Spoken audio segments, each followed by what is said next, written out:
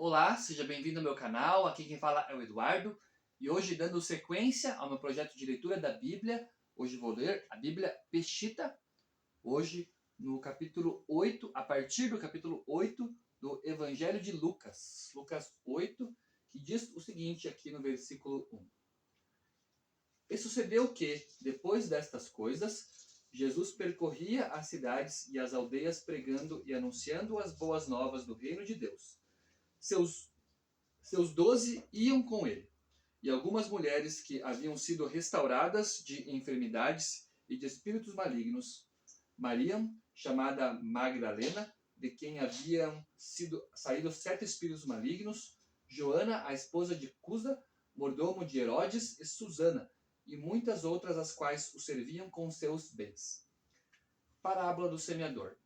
Tendo-se reunido uma grande multidão, quando vinham a ele de todas as cidades, disse em parábolas: Um semeador saiu a semear sua semente, e ao ir semeando, uma parte caiu a um lado do caminho, e foi pisoteada, e as aves a comeram. Outra parte caiu sobre uma penha, e logo brotou, mas secou-se porque não tinha umidade. Outra parte caiu entre espinhos, mas os espinhos cresceram ao mesmo tempo que ela e a sufocaram. E outra parte caiu em terra boa e fértil, e quando cresceu, produziu fruto a 100 por 1. E havendo dito isto, exclamou: O que tem ouvidos para ouvir, que entenda. O propósito das parábolas. Seus discípulos lhe perguntaram: O que quer dizer esta parábola? E ele lhes disse: A vós é concedido entender o mistério do reino de Deus, mas aos demais se lhes fala em parábolas, para que vendo não vejam e ouvindo não entendam. Significado da parábola do semeador. Esta é, pois, a parábola. A semente representa a palavra de Deus. As do lado do caminho são os que escutam a palavra, mas logo chega o inimigo e arrebata a palavra do coração deles, para que não creiam e se salvem. Os de sobre a penha representam os que, quando escutam, aceitam a palavra com alegria, mas não têm raiz. Antes, sua fé é efêmera e no momento da prova tropeçam. A que caiu entre espinhos representa os que escutam a palavra, mas são sufocados pelas preocupações, as riquezas e os prazeres do mundo, e não produzem fruto. Mas a que caiu em terra fértil representa os que escutam a palavra com coração puro e bom e a retêm, e produzem fruto com perseverança. Quando alguém acende uma lamparina, não a cobre com uma vasilha, nem a coloca debaixo de uma cama, mas a põe em um candelabro para que qualquer que entre veja a sua luz. Porque não há nada oculto que não haja de ser descoberto, nem secreto que não haja de ser conhecido e ser evidente. Tende cuidado de como escutais, porque ao que tenha será dado a ele, e ao que não tenha, até o que pensa que tem será tirado dele. Quem é a verdadeira família de Jesus Cristo? Então chegaram sua mãe e seus irmãos aonde ele estava, mas não podiam falar com ele devido à multidão. Então se lhe informou: Tua mãe e teus irmãos estão lá fora desejando te ver. Mas ele lhes respondeu dizendo: Estes são minha mãe e meus irmãos, os que escutam a palavra de Deus e a praticam. Jesus Cristo repreende uma violenta tempestade.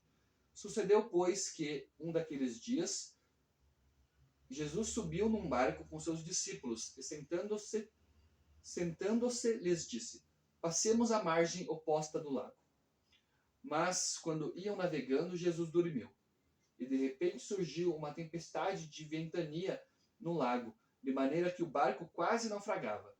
Então, aproximando-se dele, despertaram-no dizendo: Mestre nosso, nós estamos perecendo. Então ele se pôs de pé e repreendeu os ventos e o embravecido revolver das águas, e cessaram, e houve quietude.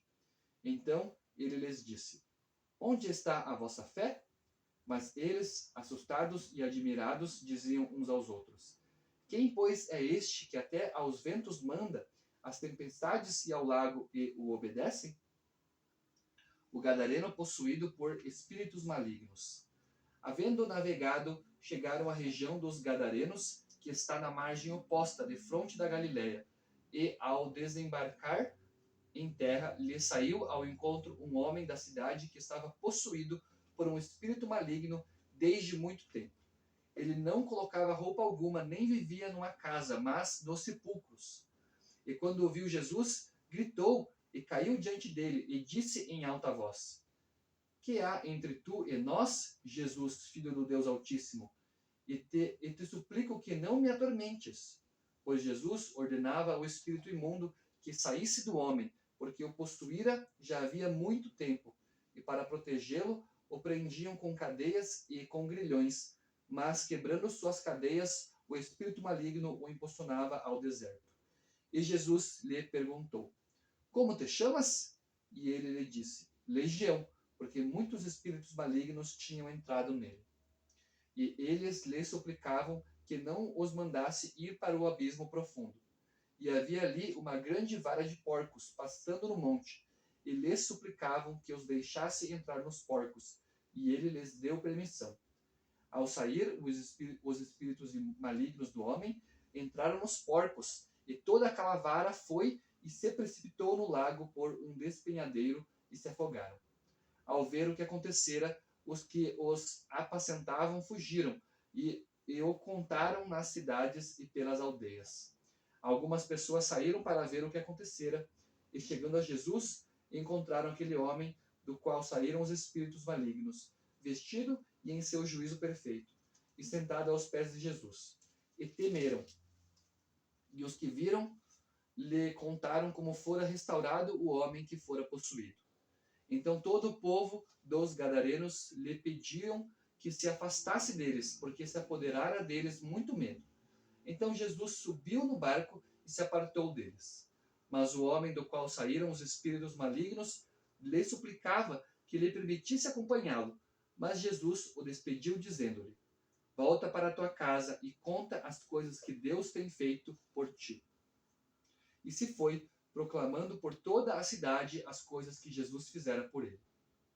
Súplica de Jairo pela cura de sua filha. Ao regressar, Jesus foi recebido por uma grande multidão, porque todos o estavam esperando.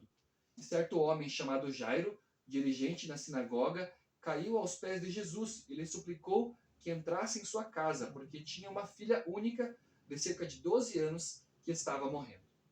Enquanto Jesus ia com ele, a grande multidão se aglomerava.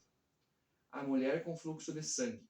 Mas uma mulher que padecia de fluxo de sangue havia 12 anos, que gastara em médicos todo o seu patrimônio, mas não pudera ser curada por ninguém, aproximou-se por detrás de Jesus e tocou na borda de seu manto, e seu fluxo de sangue cessou imediatamente. Então Jesus disse: Quem me tocou? E quando todos negaram, Simão Cefas e os que estavam com ele lhe disseram: Mestre nosso, as multidões te apertam e se aglomeram ao teu redor, e tu dizes: Quem me tocou? Mas ele disse: Alguém me tocou, porque eu percebi que emanou poder de mim. Então, ao ver a mulher que não passara despercebida, aproximou-se tremendo, caiu prostrada perante ele e disse perante todo o povo a razão pela qual o tocara e como fora curada imediatamente.